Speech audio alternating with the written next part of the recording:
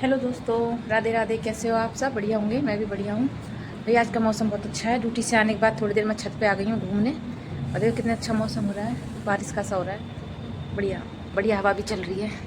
थोड़ी देर रेस्ट लेके, थोड़ी देर खुली हवा में बैठ के फिर मैं लग जाऊँगी अपने काम में। तो बस काम मिल गया है मुझे। कपड़े उतार के ले आई थी तह लगाने के लिए, लेकिन उससे पहले बेटा ले आया था गोलगप्पे, और वो खा चुका था। उसने मेरे लिए बचा के रखे थे गोलगप्पे, और मैं ले रही थी स्वाद गोलगप्पे का। गोलगप्पे खाने के बाद मैं लग जाऊंगी कपड़ों को तह करने में, और बाकी शाम का जो काम है, खाना बनाना, जो छोटे मोटे काम है उनको निपटाने में। तो भाई पहले तो मैंने गोलगप्पे का स्वाद लिया। पानी भी बहुत अच्छा था और बहुत अच्छा लगा, और बढ़िया पानी थे, एकदम मज़ा आ गया गोलगप्पे खाने के बाद। उसके बाद मैं लगी फुल एनर्जी से अपने काम में और कपड़ों की तह लगाने लगी। बारिश के मौसम में कपड़े धुल के सुखा तो देते हैं ड्रायर में, पर फिर भी एक अजीब सी स्मेल रह ही जाती है, इसलिए धूप लगानी भी ज़रूरी होती है। कपड़े तो मैंने कल ही धो के सुखा दिए थे, लेकिन उनमें थोड़ी सीलन थी, तो इसलिए धूप लगवा दी थी उनमें। अब जाके थोड़े कपड़े सीलन हट गई थी, लेकिन फिर भी कुछ कपड़े थे जो थोड़े सीले थे, वो मैंने सुखा दिए थे, इधर उधर कमरे में ही डाल दिए थे। उसके बाद मैंने सारे कपड़ों की तह लगा के फोल्ड करके रख दिए थे। बेटा घूमने चला गया था थोड़ी देर के लिए, तो इतने जो छोटे मोटे काम मेरे रह जाते हैं उनको मैं आके ड्यूटी से कर लेती हूँ, क्योंकि शाम अपनी है। शाम को मेरे को इतनी कोई टेंशन नहीं रहती काम की। जो भी काम हो जाए तो ठीक, कोई रह जाए तो ठीक।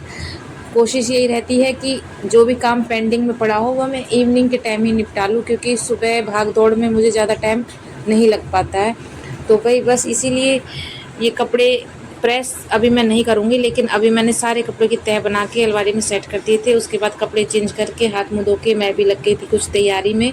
और मैं ये सुबह के लिए मिर्च और ये क्या कहते हैं इसको, करौंदे साफ़ करके रख रही थी, काट कर रख रही थी। ये बना नहीं रही थी मैं अभी, बस इसको सुबह छौंकूँगी। इन मिर्चों को और करौंदों को मैं सुबह छौंकने के लिए शाम के टाइम ही काट कर रख रही थी, ताकि मेरा सुबह का थोड़ा सा काम बच जाए।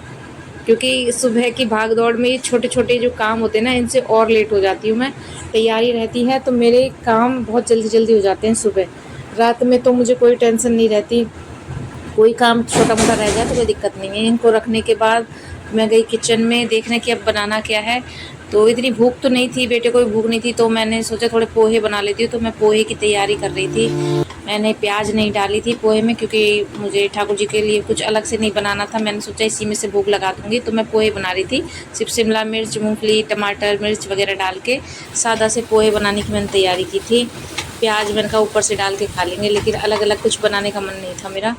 तो बस ऐसे ही थोड़े सिंपल से पोहे बना लिए थे मैंने। हल्का भी रहता है, रात के टाइम भूख भी नहीं थी। गोलगप्पे खाने के बाद बेटे ने भी गोलगप्पे खा लिए थे, मैंने भी खा लिए थे, तो अजीब सा ही मतलब पेट भर गया था, तो मन ही नहीं था कुछ ऐसा हैवी खाना खाने का।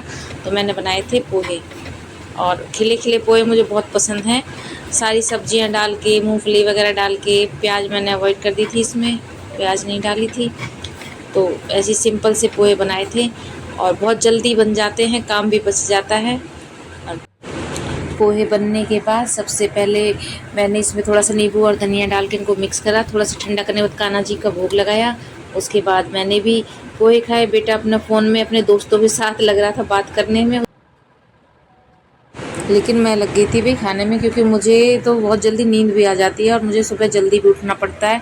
उसको बुला लिया, उसने भी खाना खा लिया, मैंने भी खाना खा लिया। बातें करते हुए मम्मी बेटा थोड़ी सी देर खाना खाते टाइम ही बात कर पाते हैं, क्या करें, उसको भी टाइम नहीं मिलता, मुझे भी इतना टाइम नहीं मिलता। बस साथ खाते खाते ही एक दूसरे से उसके स्कूल का और वो मेरा हालचाल ड्यूटी का पूछ लेता है। उसके बाद बेटे ने कूलर भर लिया, क्योंकि गर्मी थी, बिना कूलर भरे उसको नींद ही नहीं आएगी, कूलर के आगे ही सोएगा। तो इसलिए उसी ने कूलर भरा, और मैंने इतने अपने किचन की साफ़ सफाई कर ली, छोटे मोटे जो काम थे वो निपटा लिए, किचन के बेड वगैरह साफ़ कर लिया।